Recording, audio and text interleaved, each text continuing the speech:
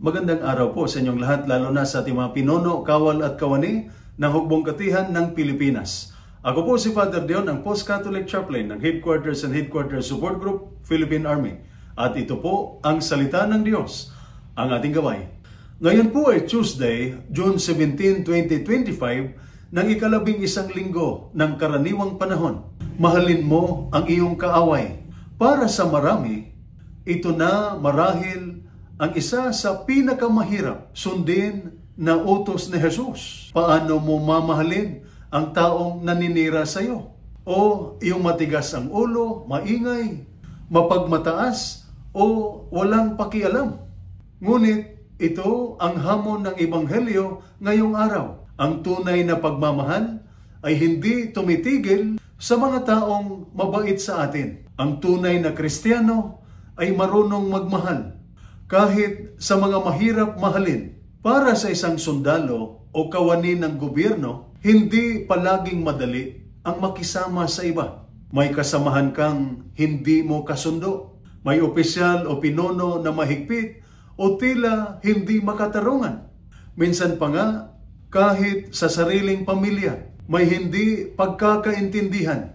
Ngunit ang paalala ni Jesus, kung ang mamahalin ninyo ay ang nagmamahal sa inyo, anong gantimpala ang makukuha ninyo? Ang pagmamahal na may malasakit at pag-unawa ay higit pa sa emosyon. Ito ay desisyon. Hindi ito nangangahulugan na palagi kang masaya o hindi ka nasasaktan. Ang ibig sabihin nito ay kaya mong pumili na hindi ka gumanti, na hindi ka magtanim ng sama ng loob, at na magdasal para sa kabutihan ng taong hindi mo kasundo. Sa ganitong klase ng pagmamahal, tumitibay ang ating moral at espiritual na katatagan.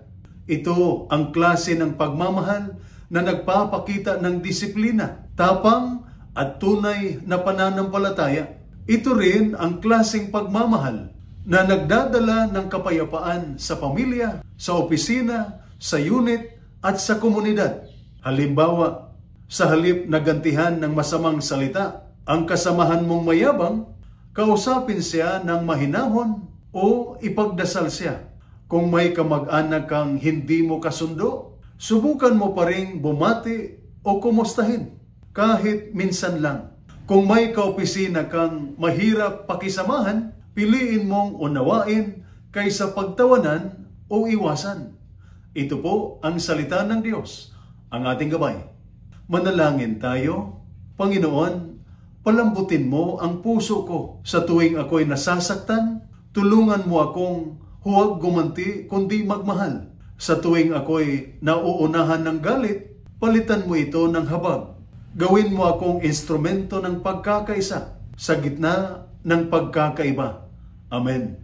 At sumainyo at sa inyong pamilya ang pagpapala ng makapangyarihang Diyos, Ama, Anak at Espiritu Santo. Amen.